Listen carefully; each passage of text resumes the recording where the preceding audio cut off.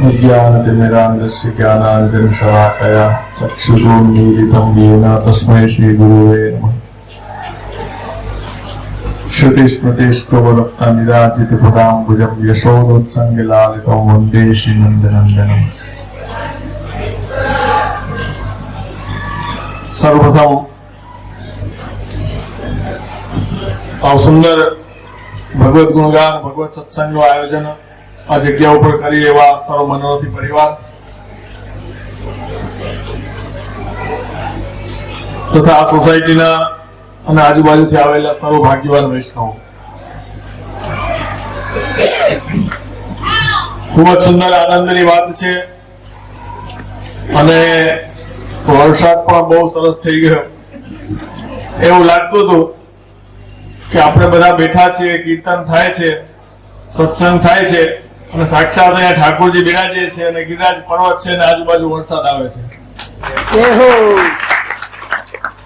કે ગિરિરાજજીની છત્ર છાયામાં બધા બેઠા છે અને ભગવત ગુણગાન ભગવત કીર્તન થાય છે અને ચારે બાજુ વરસાદ પડે છે એવું દ્રશ્ય એવું દર્શન થતા તો એક અદ્ભુત આનંદની વાત છે કે એ જ પુષ્ટિ માર્ગીય વૈષ્ણવ જે હોય એનું કર્તવ્ય એનું કાર્ય જે છે કે લૌકિક કોઈ વસ્તુ હોય એમાં પણ અલૌકિકના દર્શન કરવા એ ભાવ કેવો છે આપણો એ પ્રમાણે પ્રભુ દર્શન આપે છે। વ્રજ સ્થાન વ્રજનું સ્થાન અલૌકિક છે। કેટલા લોકો વ્રજમાં ગયા છે? ગોકુલ, જતિપુરા, વૃંદાવન, મથુરા। તો એ વ્રજનું સ્થાન અતિ અલૌકિક છે। જે લોકો બ્રહ્મ સંબંધ લીધેલું છે એનો સંબંધ વ્રજથી અલગ છે ને જેને બ્રહ્મ સંબંધ નથી એનો સંબંધ અલગ છે। કે જેમને બ્રહ્મ સંબંધ નથી, જે પુષ્ટિ માર્ગીય વૈષ્ણવ નથી, એમના માટે પણ વ્રજ આધ્યાત્મિક સ્થાન છે, પ્રભુની ભૂમિ છે, એક તીર્થ ક્ષેત્ર છે। પણ જેમણે બ્રહ્મ સંબંધ લીધેલું છે, જે પુષ્ટિ માર્ગમાં દીક્ષિત થયેલા છે, એમના માટે જેને કહેવાય તો એનો મુખ્ય ઘર છે એ વ્રજ છે। કેમ કે જ્યાં નિકુંજમાંથી લીલા સ્થાનમાંથી જીવ આવેલો છે એ વ્રજ સ્થાન છે અને વ્રજમાં જ પાછું જવાનું છે।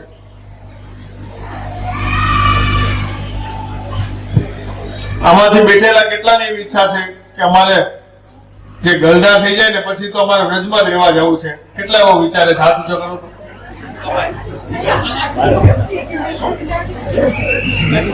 પણ બરોબર છે પણ એ સહેલું નથી।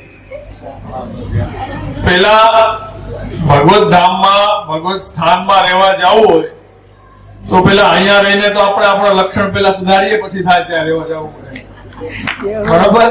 વૈષ્ણવતાના લક્ષણ આપણે પેલા અહીંયા આપણે સારી રીતે રહીએ। ભગવાને ઠાકોરજી એટલે તો આપણને અહીં મોકલેલા છે। જેટલા લોકોને બ્રહ્મ સંબંધ છે ને એને પેલા જન્મમાં ઉપર નિકુંજમાં હતા, કોઈ અપરાધ દોષને કારણે કોઈ ભૂલ થઈ, અપરાધ થઈ, ખરાબ વાણી, ખરાબ વર્તન, ખરાબ ક્રિયા, એ અપરાધને કારણે, શ્રાપને કારણે જીવો અહીંયા આ સંસારમાં આવ્યો અને ભગવાને કીધું, આજ્ઞા કરી કે ત્યાં જઈને કેવું વર્તન થાય છે, કેવું સ્વરૂપ છે, કેવું ચરિત્ર છે, કેવા કાર્ય કરે છે એ જોવે છે કે જો અહીંયા પણ સરખી રીતે જીવ સુધારો નથી આવતો, સુધરી નથી શકતો, ત્યાં શું કરશે? તો સૌથી પહેલા તો આપણું કર્તવ્ય છે કે આપણે જો વૈષ્ણવ છીએ, બ્રહ્મ સંબંધ લીધેલું છે તો આપણે આપણું કર્તવ્ય સમજવું જોઈએ। એક સારો માણસ કોને કહેવાય? સારો વૈષ્ણવ કોને કહેવાય? કે જેનામાં નરમાશ હોય, ક્રોધ ન હોય, દીનતા હોય, પ્રેમ હોય, પ્રભુ માટે લાગણી હોય, સરળતા હોય, એક સારા વૈષ્ણવના લક્ષણ છે। એ અમે માનીએ છીએ કે આ સમયમાં કલિયુગમાં રહીને બહુ મુશ્કેલ છે, પણ આપણે જો વૈષ્ણવ હોઈએ, ભગવાનથી ભગવાનના ઠાકોરજીના વાલા થવું હોય, પ્રભુથી પ્રેમ કરતા હોઈએ તો આપણામાં આ બધા ગુણ હોવા જોઈએ। જેમ એક સામાન્ય લૌકિકમાં પણ વ્યવહાર થાય, સંબંધ થાય, છોકરો છોકરીને જોવે, બે પરિવાર મળે ત્યારે એકબીજાનું હજી નક્કી થાય સગપણ, ત્યારે શું જુઓ તમે લોકો કે એનામાં ગુણ કેવા છે? જુઓ ને કે એનામાં ગુણ કેવા છે, કે છોકરો કેવો છે, છોકરી કેવો છે, કેવી છે, એનામાં ગુણ શું છે, દુર્ગુણ છે કે સદગુણ છે?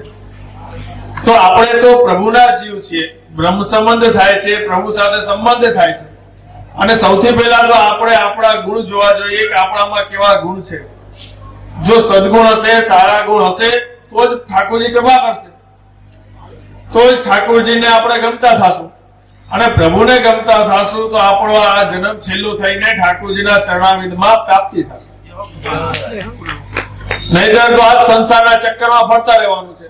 કોઈની સાથે આપણે દુર્વ્યવહાર કર્યો, કોઈની સાથે ઝઘડો કર્યો, કોઈની સાથે બાજ્યા, કોઈને ગાળો દીધી, કોઈ વ્યસનમાં પડી ગયા, કોઈની સાથે ખોટું કર્યું, આવા જ સંસારના ચક્રમાં પડીને આપણે પાછા જન્મો જન્મના ચક્કર લાગેલા છે.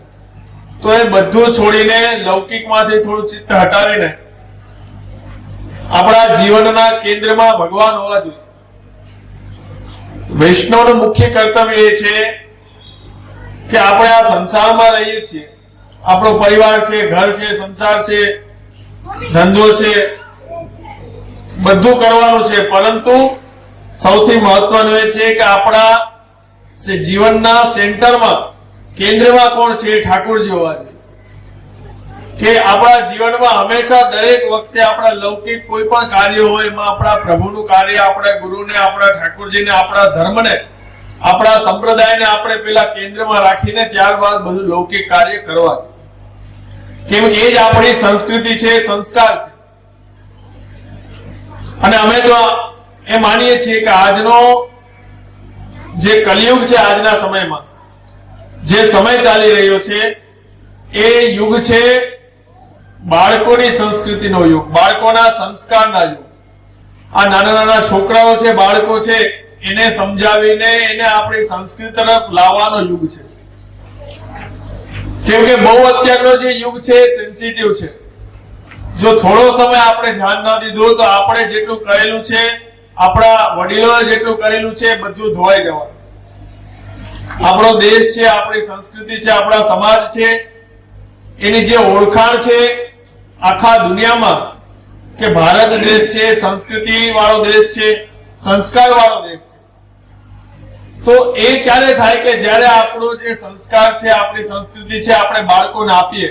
સદવ્યવહાર, સારા લક્ષણો, સારી સંસ્કૃતિ, સારા સંસ્કાર, કોની સાથે કઈ રીતે વાત કરવી, કેવું જીવન જીવવું, કે જીવનમાં થોડી ધાર્મિકતા હોવી જોઈએ, થોડું આધ્યાત્મિકતા જીવનમાં હોવી જોઈએ, એ સંસ્કાર આપણે બાળકોને આપીએ તો આગળ પણ આપણી સંસ્કૃતિ છે, આપણો પરિવાર છે, આપણો સમાજ છે, આમાં રહેશે. અને એ જ મજબૂતી આપે છે. તમે એક વસ્તુ યાદ રાખજો કે જીવનમાં તમે કેટલા પણ આગળ થઈ જાઓ, કેટલા આપણે ધંધામાં આગળ થઈ જઈએ, રૂપિયામાં આગળ થઈ જઈએ, કોઈ પણ રીતે આગળ થઈ જઈએ, પણ જ્યાં સુધી જીવનમાં આપણા સંસ્કાર નથી, આપણો ધર્મ નથી, સંસ્કૃતિ નથી, ત્યાં સુધી એ અશાંતિ જ રહેવાની છે. શાંતિ ક્યાં મળે? માત્ર ને માત્ર પ્રભુ સ્મરણમાં, આપણા સંસ્કારમાં, આપણી સંસ્કૃતિમાં. એ જો આપણામાં હશે તો કોઈ પણ ચિંતા, કોઈ પણ ટેન્શનને ઝેલવાની આપણામાં શક્તિ હશે. નહીંતર તો જીવનમાં કેટલી બધી સમસ્યાઓ આવે છે. કોઈ એવું નથી અહીંયા બેઠેલા કે જેને તકલીફ ન હોય.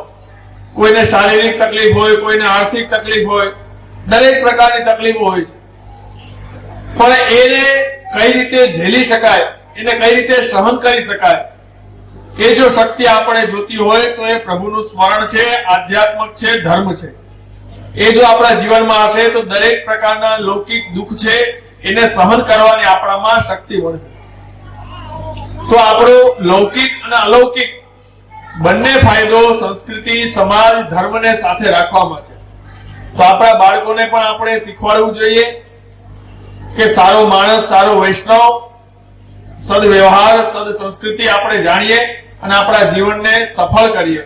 અને આપણા વૈષ્ણવતા જો પરિવાર હોય તો આપણે ઠાકોરજીની સેવા, ભગવત ગુણગાન, આવા જે કાર્યક્રમો છે એ સોસાયટીમાં સાથે મળીને કરવાથી એકબીજાનો પ્રેમ, એકબીજાનો સૌહાર્દ મળે છે. અને વૈષ્ણવતાના લક્ષણો આગળ વધે છે. એટલું જ કહેતા વક્તવ્ય. શ્રી વલ્લભાધીશ કી જય.